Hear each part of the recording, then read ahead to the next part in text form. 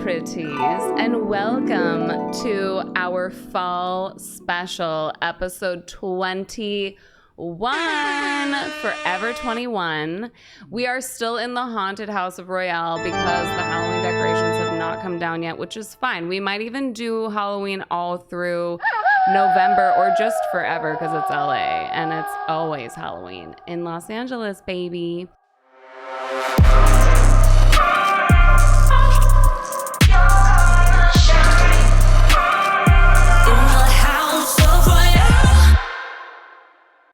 Today we have a fabulous, fierce, powerful, gorgeous guest, and he's gonna knock your socks off. If you've ever seen him live, he probably made you cry and you probably rearranged your priorities in your life because that's what he'll do to you when you see him live. Please give it up, everyone. His name is Ricky Rebel.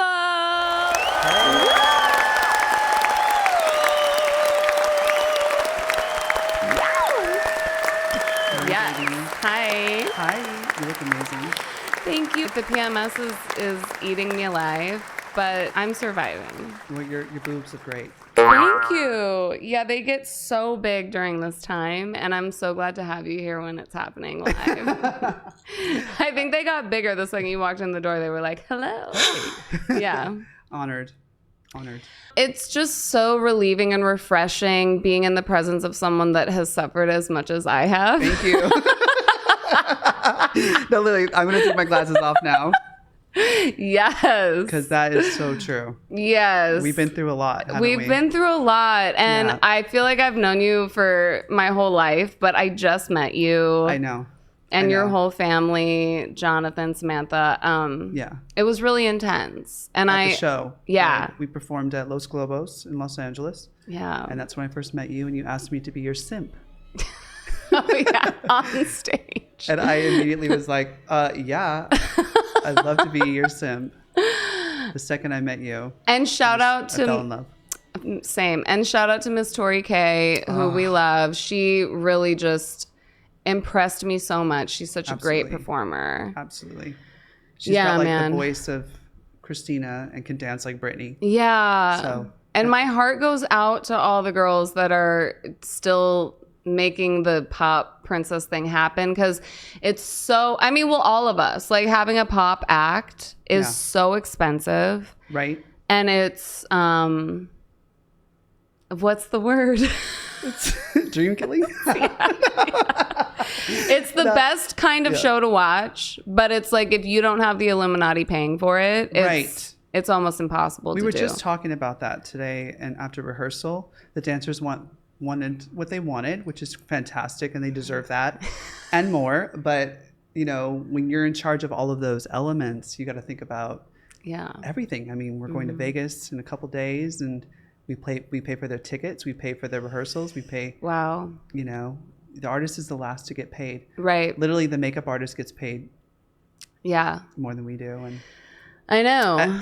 Unless you negotiate ahead of time. Yeah. So we're taking applications for investors. Yeah. Always. I'm going to start a Patreon for House of Royale. Right. And I really just want this to be like the little hub, like the capital, like this is how I'll make the money. And then we'll like shovel it into the music stuff. I love that. You know, because this is like, it's at home and I can have my friends come over and do this. And it's just, it's safer and way less expensive. Right. And this is a fabulous studio. I absolutely love it. It's getting there. It's the beginning of something really fun and great. Well, I have an OnlyFans, so. Oh, really? Yes, I do. Oh. It's onlyfans.com/RickyRebelRocks. You Samantha guys. like bought a subscription the second she met me, and I was like devastated. What? Oh, you didn't want her to see? No. Well, I mean, if I don't you want guys... any of my friends to see. I don't want anybody, you know. Yeah. I haven't done OnlyFans yet. But you know what I was thinking about? Whitney Cummings, the comedian, she put her comedy roasts on OnlyFans TV. Right. So I think we should pitch. Smart. Yeah. I want to pitch a couple of episodes to OnlyFans TV. They would love that. Yeah. But that means I have to initially make an OnlyFans account, which is like terrifying. Why? I think what scares me, honestly, is like the interaction with the customers. The personal interaction, right? Yeah. Because I have been through weird shit. I've been through stalkers and cybercrime. Got it. So to me, people trying to dox you, that kind of thing. Well, like this really famous guy who's like known for making underground bomb shelters, like doomsday shelters for celebrities. Oh my God. Yeah, he asked me out on a date and sent me a photo of himself riding an elephant. And oh my Lord. I was like, I'm not interested, sir.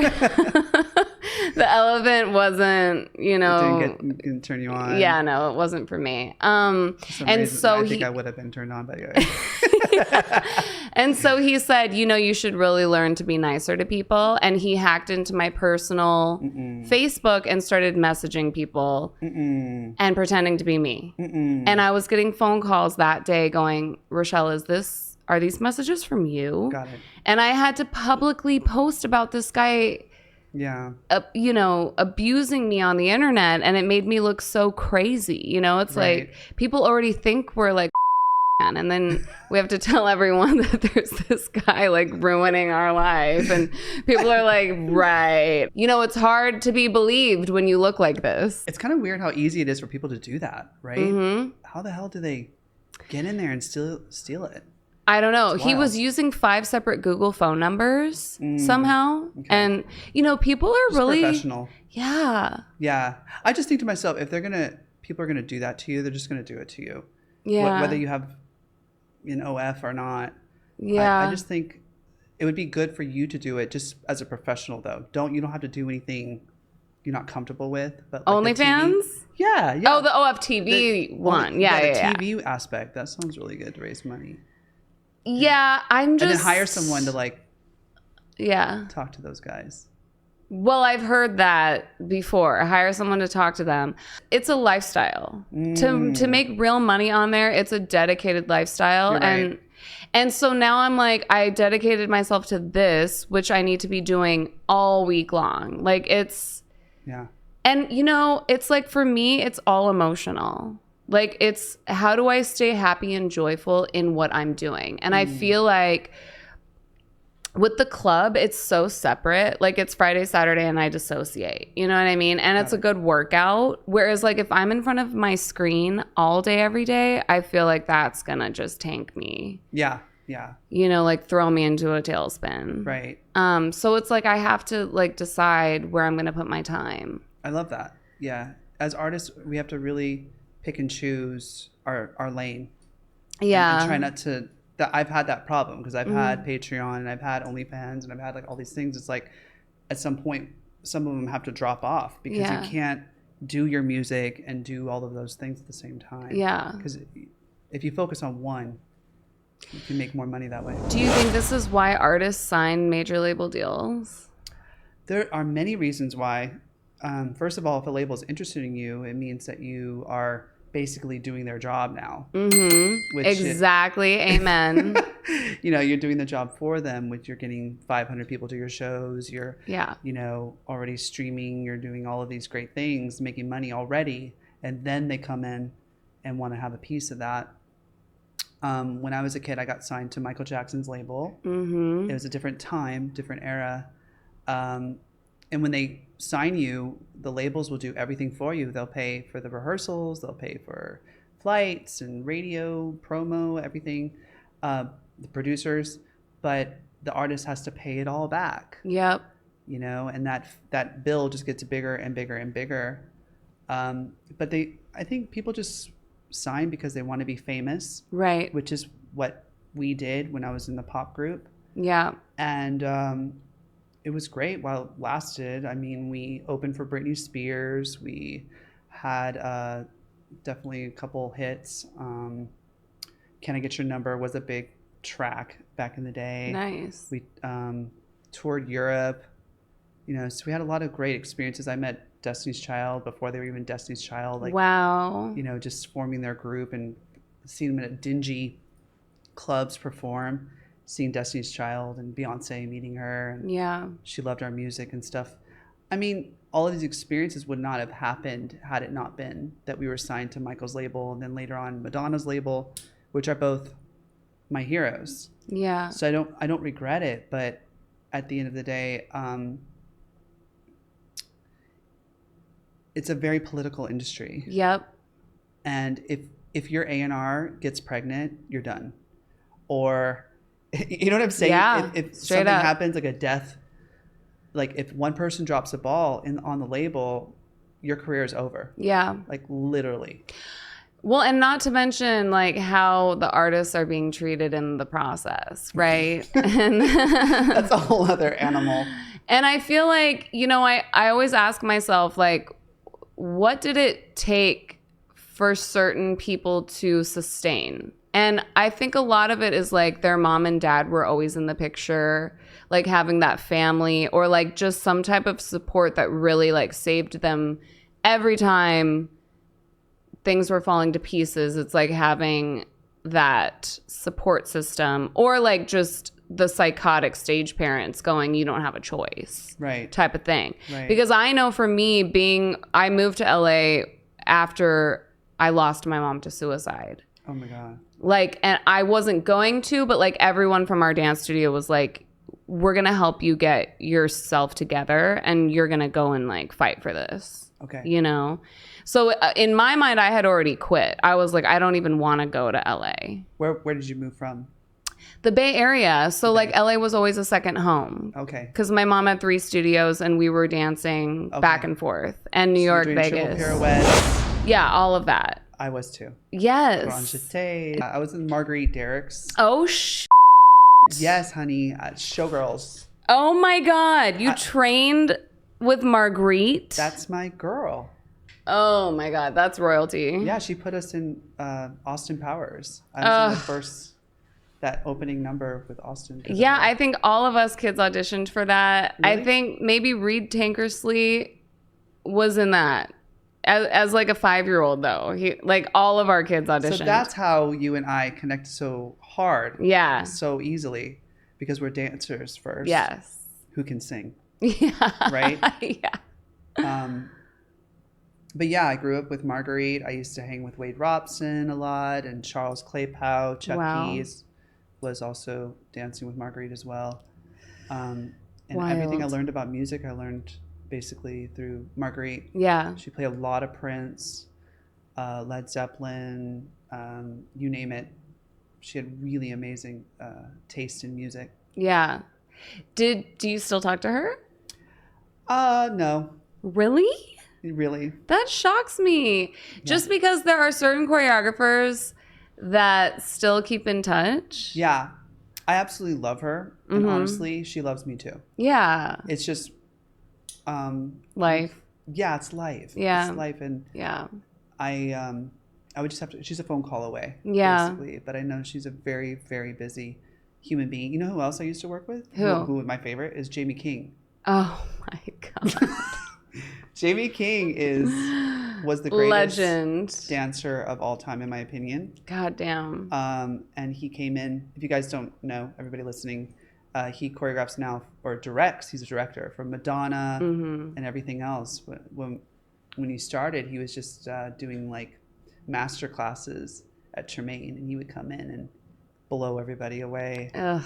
So yeah, What about Terry Beeman? Do you remember him? Yes, I love Terry. Yeah. Beautiful dancer. Terry did a number for 2 of our girls, Monique and Liz. They were like our 2 senior hotties. And I remember he did a duet for them, and it was just like amazing. I mean, and then I see him on Instagram the other day, and I'm like, oh, legs. He can still. He had legs, like still. I'm telling you right now, Terry Beeman, you are the bar. You have set the bar. Him. Yeah, you've set the standard. You've set the example, even more so than J-Lo. Like, he must be like 50 now? What is he? Well, J-Lo's 53, so he's probably 50 plus. Yeah. How about Brian Freeman? Oh, amazing. Brian is very, like, interactive on Instagram. And Gina's podcast, he, like, you know, commented about the Britney piece and everything. Like, he's one of those people that isn't like too famous to like I love that interact. He had a crush on me when I was a kid, when I first moved to LA, and I had never been with a guy or anything like that or even thought about that stuff. And he scared the shit out of me. Brian Freeman. Like, I'll never forget that. How old were you? 15 or 16. Oh no. No, I mean, people can have crushes on people. I don't see that as a red flag. Okay. But like, I was just not. You were 15. I was only 15. I didn't know. Yeah. What do I know about And where are you from sexuality? originally? I'm from Upland, California. Okay. I'm a 909er. Okay. Riverside, well, number. But yeah, my parents are the supportive type Okay. that you were referring to. So that's why. Yeah, I was my able to mom get through was it. like, "You don't have a good voice." Horrible. I can't Yeah. imagine. It was crazy. I'm actually with somebody who tells me I can't stand your music and blah blah blah. Oh wow. Well, but he can't stand pop. Right? Oh, okay, yeah. Any pop or anything that isn't barbershop quartet. So I don't take it personally. Oh, well, that's yeah. But he has like perfect pitch. But I can't imagine what that would have been like to live with a parent like It's that. still in my head, yeah. Because you have a beautiful voice. Thanks. I I think love that's your voice. it's probably a big reason why I never really like fought. You had a moment. You have a moment in your head. You have something. Yeah. In your head. I've had to slay those dragons very harshly. Yeah. In different ways. All those different, people. Simon Cowell is one of them. Oh yeah. Talked major. To you? Yeah. Oh wow. I was on that show. American Idol. Yeah. No. X Factor. X. Okay. Hate competitions. I hate competition. I mean, I grew up competing. Yeah, same. And, it's just not a fun experience to put your art and put it on. That's why I started, dancing in the first place, because I was a gymnast before that, where everything is critiqued. Everything I do, the second you step on that floor, they're analyzing everything you do. It's just no fun. Yeah. So. Agreed. Yeah. So I've had different critics of my voice, and also people who absolutely love my voice and whatever. So I just kind of go with what I want to do and how I want to sound, and that's it. Yeah. I don't really. Well, I mean, when I saw you on stage, your dance ability is insane. I'm like, I can't even pick up choreography like that anymore. Really? I haven't taken class in so long. Oh my God. But it's in you. It's in me, yeah. I mean, I could probably teach class easier than picking up choreography. And I think a lot of that is like this fight or flight thing I have with dance, for sure. Like connected to my mom. Your mom. It's wild. She's a critic. Mm-hmm. She's a harsh critic. Yeah. And competition, I remember like John Crutchman and Alan Sherfield kind of like witnessed that happening to me. Like between 16 and 17 years old, they were kind of like, I knew that they could see that there were issues with our home life. Right. And they could see like me not being able to be present in class and like. Because of it. Yeah. Damn. So weird, because as a kid I was like front row, like no issues, won every competition. Yeah, as kids we were fearless. Mm-hmm.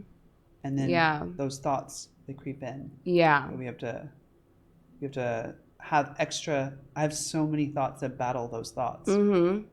Yeah. Yeah. So yeah, I'm still trying to get over it. Yeah. Even even singing in front of people, like if you were like, "Oh, Rochelle, sing something right now," I would be like, I'm not gonna... like it's so terrifying for me, and it's like, but you can sing your ass off, like you can, amazing. like you're amazing. Yeah, we both have such big voices, yes, we do. And we can just slay vocally. But when someone's like, "Sing Somewhere Over the Rainbow right now," it's like. Fuck you, bitch. Wait, can we do a warm up? Can you give me a backtrack? Can I put on auto-tune? Yeah, it's like, give me some auto-tune. I need EQ, I need compression, I need delay and reverb, and then we can go. It's all a head thing. It's fascinating. But at the same time, it's just because we are perfectionists. You know? We want things done a certain way. Yeah. And we're just not that person. Right. Whereas Jonathan will, he'll bust out something. Yes. He's like that kind of guy. Yeah. And there are other people who are like that too. And I'm starting to record artists a lot now, producing people. Yeah. And I actually really love it. And I can make a track like in 2 hours, especially if the vibe is right. I'll knock that shit out. I'll knock it out. And so they were at my studio, Jonathan and Samantha Hart we're at my studio. We're starting a label, tentatively called Revolution Records. Nice. So I'm producing them, and we were singing "The Power of Goodbye" by Madonna, and I play the guitar on it. And he's like, "Okay, lay down the vocal, Ricky. You go first." I'm like, "No, I'm not warmed up. Right. Like, I need to get." There's a lot of things that gotta happen. Yes. Before I am ready to get in the booth and to do all this stuff. Right. Whereas he goes in there and he starts singing it, and then I do my vocal warm-ups. I do about 10 minutes, and then I get in that booth and just something snaps in me, and I let it go, and it just comes out. And you know what's so wild is like at work, when I'm at work, like if I'm like doing a lap dance or something, and like it's like some crazy vocal like Beyonce or like Ariana, and I just like slam the riff perfectly because I'm not thinking, and I'm just like dissociating from what I'm doing. Yeah. And then this like random guy will be like, "Oh my God, are you a singer?" And he heard you. Yeah. Yes. And I'm just like, that was so good. Like, why can't I do that in real life? You can. It's you can. so wild. If you work with me, you can. Honestly. Okay, well, Do you know why? Do you know why? Why? Because I know how you feel. Yes. And I know how to get people like to just like, okay, do it. Like, I feel like with you, Jonathan and Samantha, all I'm gonna do is cry. oh, at least you guys are so good at just making me like drop into a full like sob. The full thing. Yeah, I feel it. Like it's almost like I see the movie of your guys' life before my eyes. Like, and it's like when we watch these documentaries, like even Britney coming out with this book is like really devastating. Yeah. When The Idol came out, it was really devastating. Like seeing a part of yourself through them and just all these people that have done us so wrong throughout the years. Yeah. Intense. So anyways, about Michael. Did you ever meet him? I did. Okay. Yeah. So what was that like? Well, he asked us to perform at Neverland Ranch. Whoa. For the release of our single. So he called the radio station, or his people, they set up like a contest who could come, busload of people, of kids, and their parents, of course, to come to watch us perform. Yeah. And we ended up going to Neverland and doing like this full 5-song set with the radio station, live on the radio station. And that's where I met him. Oh my God. And did he touch you or? What a crazy question that we have to ask. I mean, no. Okay. No, I think I was out of his age range. Just kidding. Oh, you were already too old. You were 12. So how did he hear about, like, how did you guys get discovered? What was the label? Like, how did it all happen? The dance world, I used to dance with Danny Zavatsky and Eric Stretch in the competitions. And we actually auditioned for a boy band, and we were supposed to sing behind another lead singer, or dance behind another lead singer and sing a little bit. And then I ended up going into the studio and like knocking out these vocals like really fast. And the producers were like, well, I think we're going to give Ricky some leads. So of course that lead guy was like pissed off about it and immediately quit. Another guy came in, immediately quit. Wow. And then another guy came in who was a really great singer. And then we ended up having that as the group. We were called No Authority. Okay. And we did a couple demos, and the A&R representative from Sony heard about it, and he came over. And at the time, we didn't know it was Michael Jackson's label. We just knew like an A&R from Sony is coming to listen to us. And then he said, "Oh, I gave your demo to Michael, and he says he really likes it." I'm like, "Oh, cool!" Like Michael Rosenblatt or some, executive named Michael. And he's like, "Michael Jackson," and we're like, "What? Are you fucking kidding me?" So, oh my God. Yeah, because he is definitely one of my biggest inspirations, like one of them. Wow. For sure. And then Madonna's my second, or actually Madonna's my first. So you guys had a few songs on the radio and were touring, and then Madonna picked you up? Yeah, we did like a full record with Rodney Jerkins. Oh, wow. When he was only 19 years old. 19 years old. Wow. He didn't work with Mary J. Blige yet. He had like one record with somebody, and he just did the whole album for us. Oh my God. It's a great album. It's very R&B. I want to hear it. It's good. It's called. Is it online? It is online. Okay. No Authority, Keep On. It's a very good album. It's very R&B. Mm-hmm. I had to stretch my voice a lot because I had only sung pop music at the time. And talk about being mercilessly ridiculed. Oh yeah. For your voice. Right. These guys are like all R&B and just completely made me feel like well, and also you probably got for, you know, appropriating the R&B field, which is like you're the white boy trying to sound like a R&B singer, like a black singer. Well, which I never wanted to do. I never wanted to be something that I wasn't. Whereas there was a guy in our band who actually was in my mind appropriating that culture a lot. He'd be like, "Hey, dog," and whatever, you know. You just trying to be something he isn't. Yeah. He's like, I'm like, why are you doing that? Why don't you just be yourself? Yeah. I never wanted to do that. And I didn't sing like that either. I just sang the way that I naturally sing, which at the time I sounded a lot like Michael. So wow. They would try to, hey, sing more like Michael and, you know, do that sound. Wow. I was like, okay. Incredible. Yeah. Yeah. I mean, Britney's book just came out, and there's an excerpt that Michelle Williams is reading the book. Oh. Did you hear about this? No. Michelle Williams from Destiny? No, Michelle, the actress. Oh yeah. You mean the that was married to Heath Ledger, right?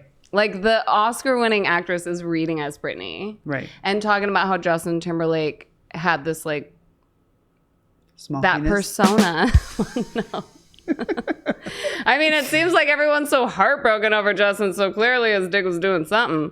But no, Britney was saying that she was embarrassed to hang out with Justin in public because he was so like saying like faux shoes and like saying things that were so not him and like yeah. That's exactly what that guy that I'm telling you about, I won't name his name. That's exactly how he acted all the time. Yeah. And even back then, I always thought that was inappropriate. It was very prevalent back then. Yeah. It was definitely a thing. I thought it was, stupid.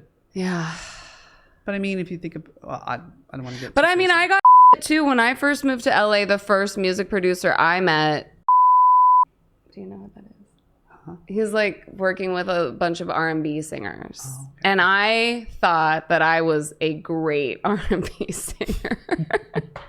You know, all my stuff was soulful. Like, I don't know why every white girl like starts with soul and thinks that we're just like selling it. Right. But that was my thing. Like, and I actually reworked 2 of the songs from the album that I gave him initially that I still love to this day. And one of them is Last Time, which was then submitted to be voted on for a Grammy. Amazing. So it's just insane that he sat me down and he was like, you will never sing songs like this. Like, you're immediately stop right now. Like, this is not your brand. Like, you are pop. Oh. And he's like, I don't want to hear anything like this from you. Ever again. I disagree. I think you're a soul singer, and somebody once told me that as well. He's like, you're a soul singer. You don't know it. Yeah. But I think at the core of people like you and me, you and I, because we've gone through so much, I think we are versatile. I think we can do pop music for sure. We can do rock.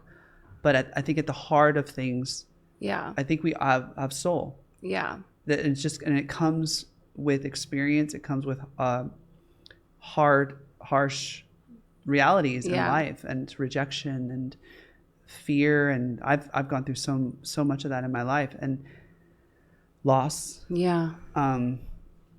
That pop singers, vapid pop singers can't possibly understand. You know, a vapid pop singer, which is kind of rare. I think most singers who are doing it, they have depth. Right. But like, there's soul in your voice. Even like when we're talking about the technicality of when you're like laying down a verse for a pop record and the note is straightforward and you chop it off and it has to stay in pocket and the timing of everything. Whereas like if you're singing like an Amy Winehouse song or whatever, you have the freedom to play with those notes and to like stretch it out and like move with it. So for me, right when he said that to me, and I like started working with a pop producer and had to learn how to like cut it off, change my voice. Yeah. Yeah. Oh yeah. And it's still hard. Yeah. For me to sing like that. I've had people like mold me in many different ways vocally. Yeah. So I had to do the pop. I did the R&B thing, and that was extreme. And then I made a rock album actually, which really expanded my voice the most. I actually really appreciate that time. I discovered David Bowie and realized that not every rock singer has to sing like they don't have any balls and they're all you know what I mean? They're all tenors, right? Screaming at the top of their lungs up in this range. I'm like, oh, here's a male singer who's a baritone in my range. I didn't even know that existed. Who has a nice vibrato, and really sings.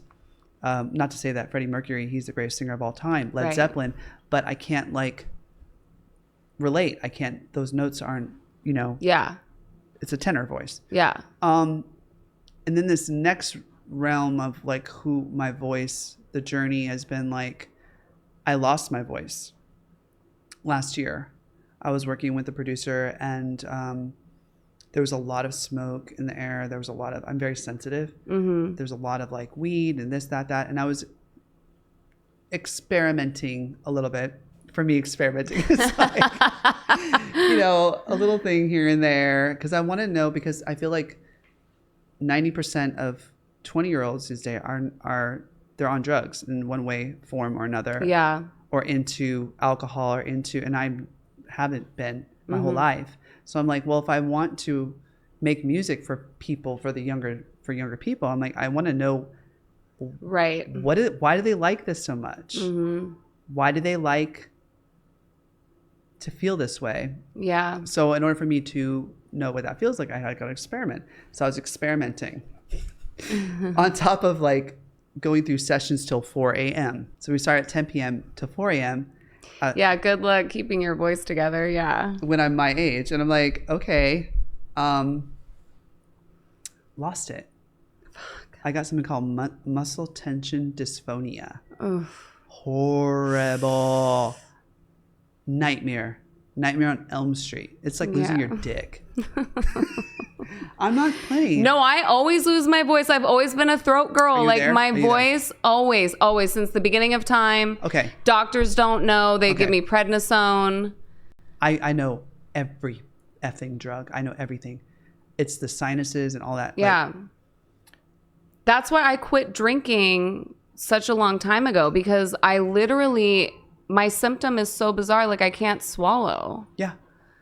It's so crazy. It's a gift. Yeah. Honestly, it's a gift from God that you're that way, because that's why we are here now and we're not. Right. Yeah. I probably would have been dead. For sure. Me too. Or in rehab for sure. If I was able to have that ability to do that and party like that. Yes. But the powers that be did not make me that way. I'm super sensitive to all of those things. So I had to really stay away from it. And I learned how to sing differently going through after losing your voice. I heard Brian Luttrell from Backstreet Boys also had muscle tension dysphonia. Okay. And what it feels like is just like your voice is not like close to you. It's like away from you. It's the weirdest thing in the whole world. You have you don't have control over it. So you're going flat. You can't hold out your notes. They fall off. Oh, God. So going through this, I had to learn how to rehabilitate my voice. And I worked with like specialists, like a doctor, not a voice coach. Yeah. Like a doctor voice coach, where it's like rooted in science. Yeah. Like these warm-ups. So that's what made me trust what they're saying. Okay. They look down my throat. They told me, okay, you have this. So basically what muscle tension dysphonia is when your vocal cords are totally fine and healthy, but the muscles surrounding it are constricting like this, because they think that your vocal cords are in stress. So you have to learn exercises, how to relax your throat. Another nightmare for me is like I finally got off Adderall. At a younger age, I found out I had hypothyroid, and it's basically like you have zero energy. It's what makes your metabolism function. A lot of women suffer from this, so ladies, please go get your thyroid checked. A lot of people have it removed. A lot of people get like thyroid, the C word. So for me, I know it's hereditary for sure because all the men in my family have adrenal gland issues. Adrenal gland. Like they're, it's like they get overworked and then they stop working and then you have no energy. Wow. So for me, I had to get on levothyroxine, which I hated. And then I finally got on Adderall, which was giving me that boost of like energy that I needed, but it was drying my throat out when I was already having dry mouth, dry throat from PMS. My period was so bad. Like it, Dang. and I'm like, is this the universe telling me I'm not supposed to be a singer? So then I would put that narrative in my head too. Yeah. Like this is such a joke. Like why am I even trying, Yeah. And then it's like, there's no excuse. Like you're a singer, like you have to do vocal warm-ups every day, but it's like, you can't, cause I would have to take so many breaks to recover, rest. And then you get in your head, you get depressed. And then I'm like, well, fuck it, I'll just go be a stripper. And it's like, and then that becomes your life. And then now you guys know my life story, but all because of these like health issues. And I'm thinking to myself, if I had a healthy throat, do you know what a crazy singer I would be? Let me tell you something. You're already a crazy singer. I heard that record, the Sam Smith cut you did. Oh, right. Mm-hmm. We're done with the conversation. We're done. We're done. I would love to live a life where I could just. I know exactly what you mean. Yeah, freedom. We loved your set. Thank you. So much. Thanks. We all agreed.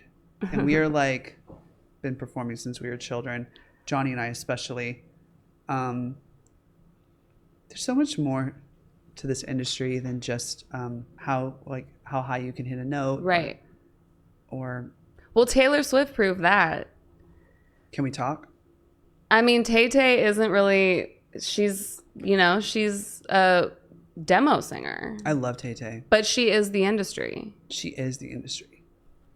That's proof, right? And I always go back to that. I'm like, Taylor was never a vocalist. No.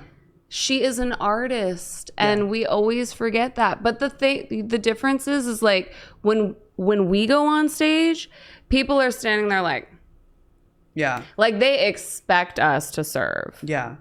You know what I mean? Yeah. It's weird because that's kind of the energy we present. I don't care what they think. Yeah. I swear to God. That's amazing. I swear. On God. On God. Like there's a part of me. It's a very small part of me. Mm-hmm. God knows. It's like this big. The rest of me cares a lot, but then there's like this part of me. It's my favorite part about me. Well, I don't care what you think. I don't care what you think about my voice. I don't care what you think about anything.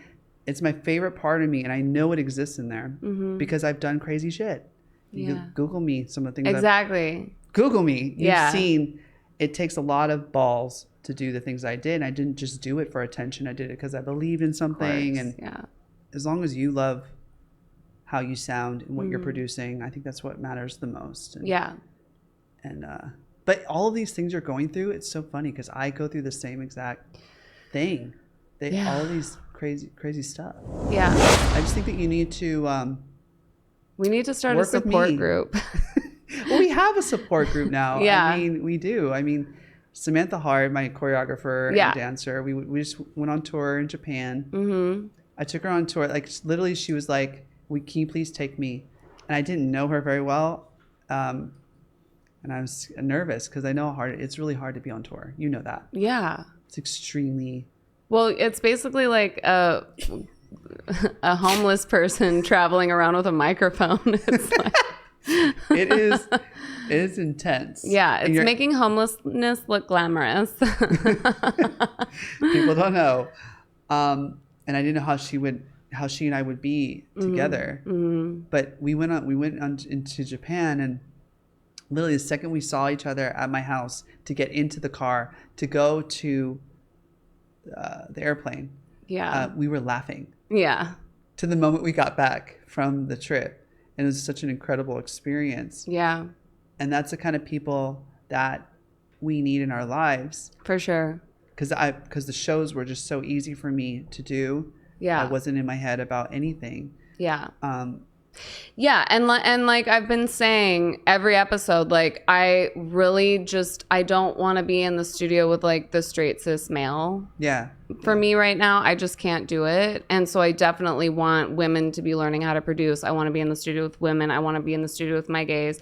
Like I just want to feel safe. Like for once, I want to do music without feeling like somebody wants to have sex with me. Good like luck.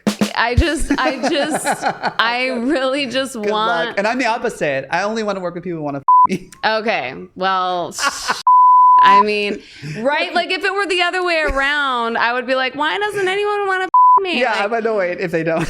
Right. Like but I don't know. A part of me, I remember back in the day working with Tony Nilsson, and he's from Sweden, and he's like asexual, and he never hit on me. And he was always like, I have goose pimples in my asshole. Like he was always so excited. Yeah, well, he did. Like not anymore. It's a weird situation, but yeah. But it was like, oh my God, we are getting so much work done because there's none of the shit. Sex can really up. Mm-hmm. Yeah. It can really it up. For sure. I've had to learn that because I'm a very sexually charged person. Yeah.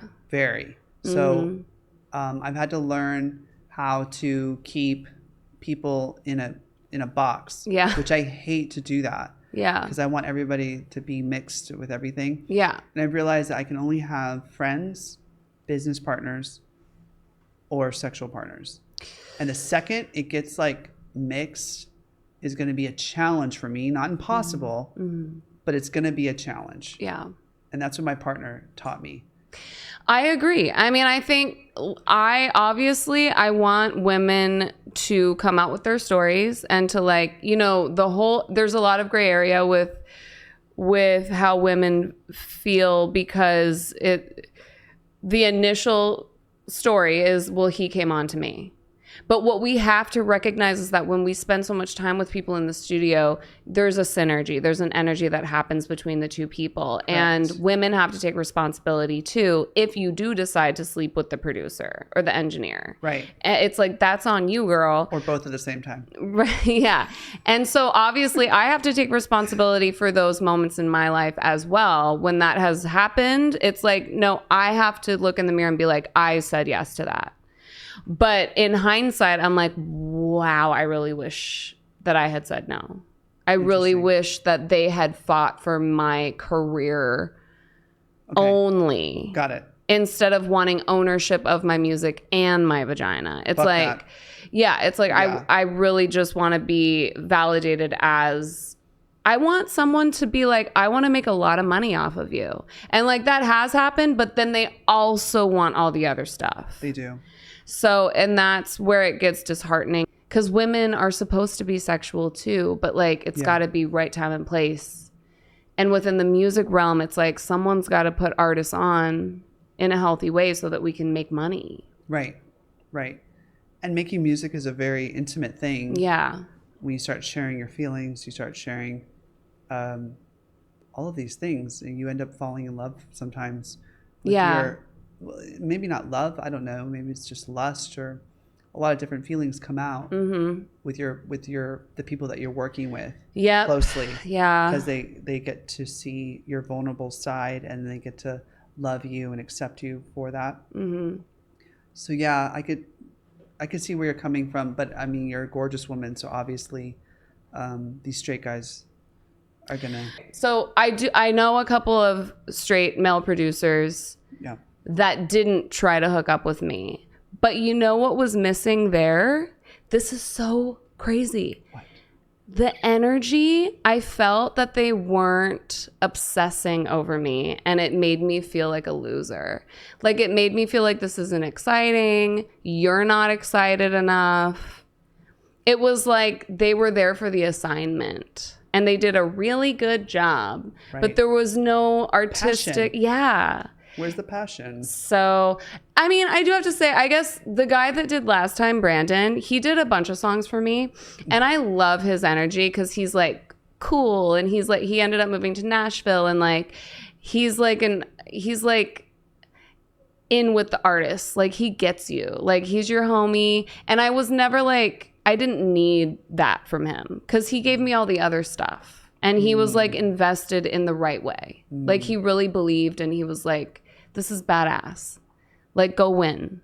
You know? It. Yeah. Yeah. And so that was enough. You know, I didn't need the person to be like, like, damn, baby. Like, Attracted. Yeah. Yeah. Is that why you ended up learning how to produce? Because you were just over working with producers? Yeah, well, it's a money thing. I mean, obviously, a lot of those producers I used to work with they're expensive. Very, very. And the label covered that. So I had to learn how to do everything myself. Because you can't go to an indie producer or a student and have shitty production. You have to stay at the level you were at before. Right. Which is another issue for people like us. Yeah. Yeah.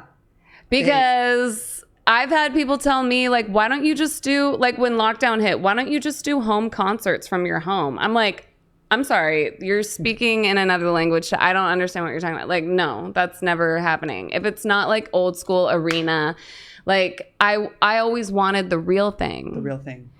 So, but that being said, all of us had to learn how to adapt. Right. Which is why I was like, okay, we must start doing it on our own. Correct. For sure. As much as we possibly can. Yeah. And then where we lack, we have to find those people to kind of build our family. Yeah. Because it's family. It's not a team. It's people that are like understanding. And it took me a long time to trust my own production skills. I mean, imagine coming off of like people working with Rodney Jerkins, and here I am, just a singer, dancer boy thinking that I can produce music. Yeah. And it took me a long time. I'm still dealing with that. Did you ever do covers to help yourself learn? Yeah, I've done some covers, but I'm definitely not a cover artist. Like I don't naturally sing other people's music well. One reason why is because a lot of the people who are famous right now, I vocally don't match. Like I said, David Bowie has more of like my range. Prince has my range, and not a lot of singers right now have the baritone sound. It's kind of rare. Yeah, and it's also rare that I connect with a song. Yeah, I mean enough to. Well, for me, the reason why I bring that up is because I'm kind of just like, how did they make that beat?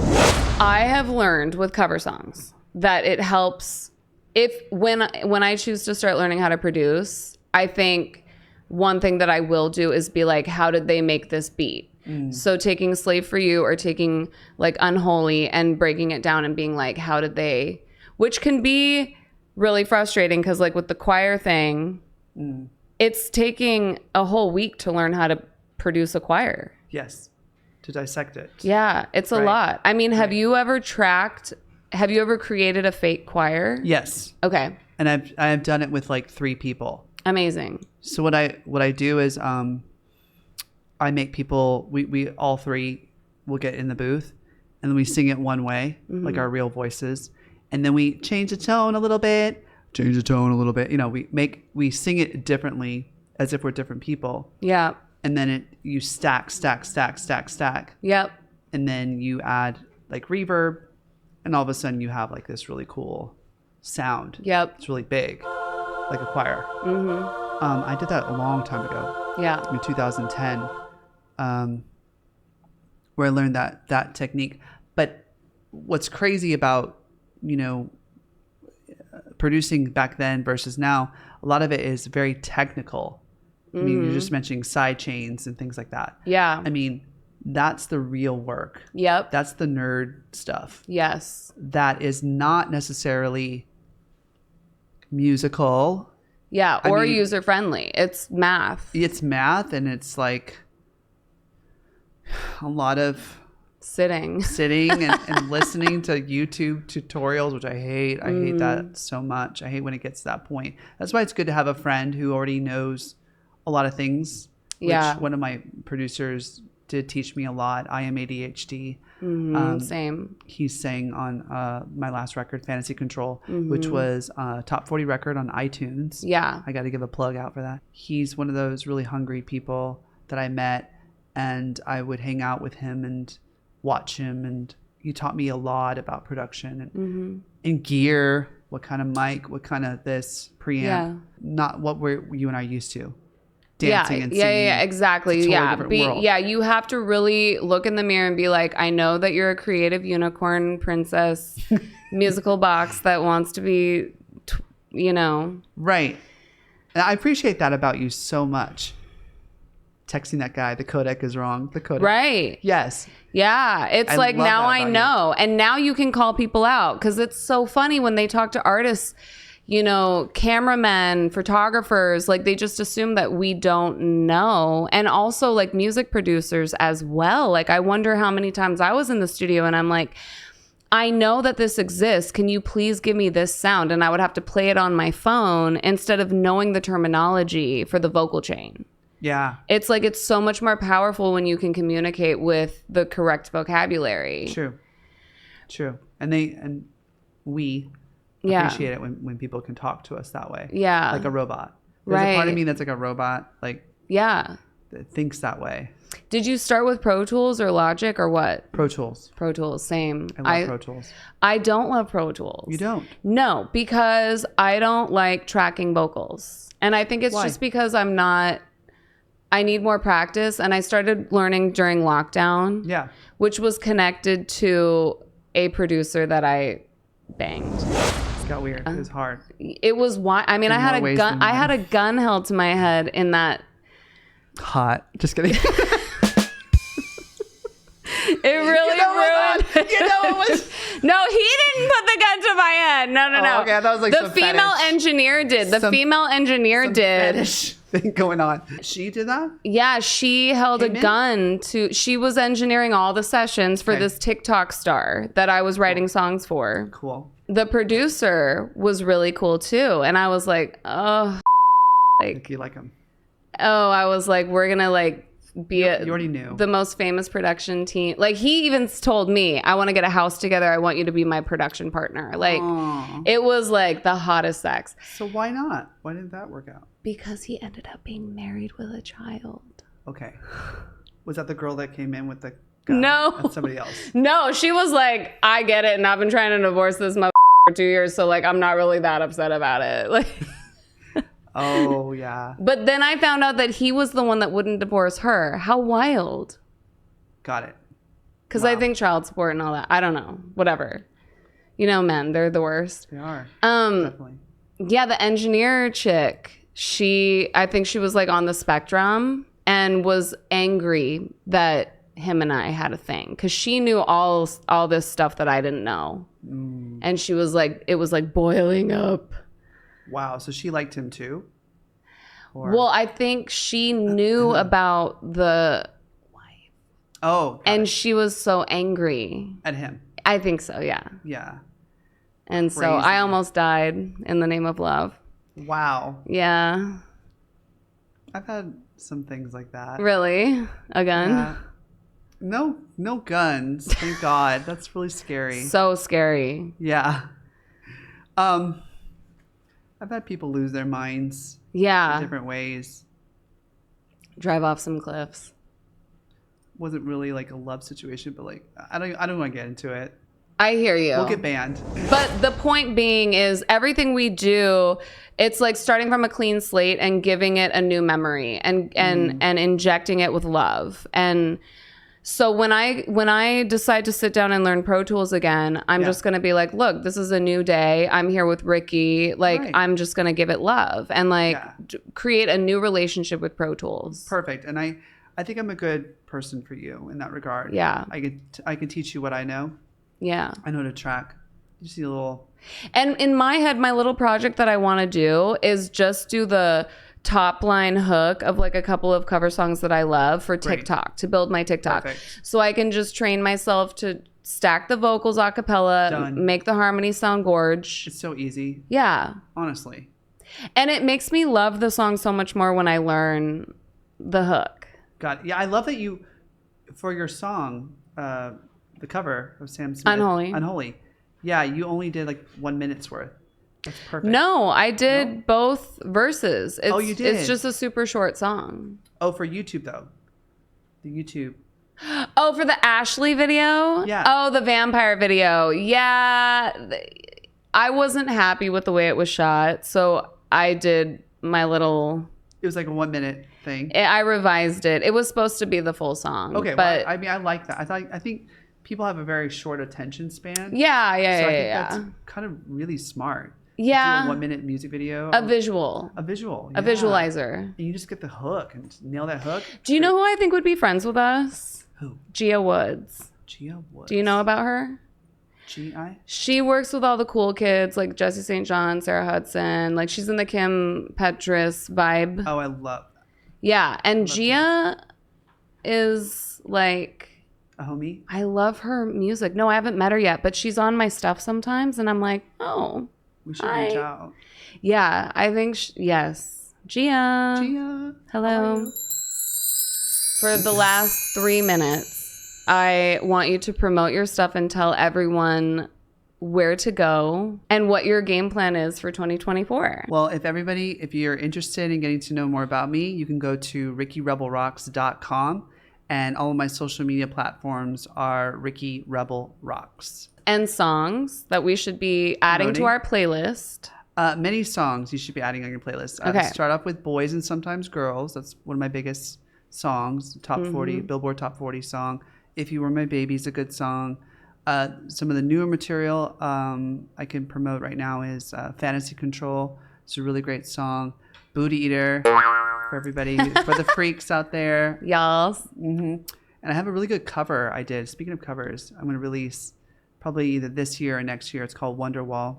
Oh, yes. Oh. Yes. Yeah, I sang that with Sam and John. I love that song. Yeah, the crowd goes like, they always get like into it. It's so wild too because, you know, I said this in the last episode, Gen Z kind of in their mind, they're thinking that they're creating like the 90s or Y2K. It's already been done, sweeties. Yeah. But it's so cool when like a song from back in the day hits different now. It hits. Yeah. Yeah, because we're older now and Yeah. we hear the lyrics a little differently. Mm-hmm. And it's just a beautiful song about friendship, actually, Wonderwall.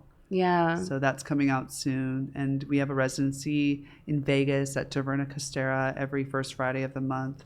We go over there and we have like a cool like pop festival. And my plans for next year is just really focusing on making sure that people pay appropriately for the services that I'm providing and that other people, you know, on my label are providing. We're providing a really strong show, and it's being booked a lot of places. We just performed at Lumiere Fashion Show for LA Fashion Week. Yes. Really great opportunities for us that are coming through, like a bunch of film festivals we're doing. Yeah. So people are recognizing the talent, but you know, it's like they're willing to pay their daughter's bat mitzvah, whatever, or their clown, or the magician, whatever. They get paid, but like they go, oh well, we don't have a budget for that. It's like, Yeah. you know, next year is going to be about, look, Yeah. babe, we love you and we love this opportunity. Yeah. However, For sure. we've got to make that. And then I'm also going to go to Japan next year again. Cool. It's already in the works for that. And That's where my mom got pregnant with me. really, Japan. Oh my So God, I'm baby. kind of Japanese. you're a little Japanese baby. Yeah, she was dancing out there as a showgirl, and my dad flew out there to visit her, and then she got pregnant with me. Wow. Yeah. And she said she was like running off the stage and like throwing up and then having to like run back on the stage. Oh my gosh. Maybe you do have a Japan aesthetic. Honestly. Maybe K-pop is in my future. I would love to be a millionaire off a couple K-pop joints. Hello. Let's pitch some K-pop records. Let's pitch. Yeah. Pitch. That's another thing I want to do too. Yeah. I want to produce, placements. Yeah, I want placements next year. I want more collaborations. Yeah. Money, Well, and money, we're money. going to do a little show at Bar Sin, right? Yes, we are. Yes. They're already really excited about that. I know. People are already like. I've never messaging me. performed there before. Really? No. And Oh. I have a sound guy for us. Oh, thank you. Yeah. Shout out to Tyson from Spearmint Rhino. Tyson. Yeah. Yeah, it's a great venue. I performed there like 7 times. They Cool. treat you so well, and they're amazing. That'll be fun. I think it's the best place to perform in LA. Wow. To be honest. My God. Yeah. Okay, well, and I'll go to Vegas with you guys at some point. Please do. Yes. I promise. We would love that. Yeah. Absolutely. Well, you guys, thank you so much for joining us. It's the first day of fall, and this has been such a special moment with Ricky Rebel. I hope you guys have a fabulous day. We love you so much. Don't give up on your dreams. Go do something about your dreams today. Draw a picture, make a song, dance a little dance. Whatever it is that makes you happy, go and do it. This is episode 21 of the House of Royale.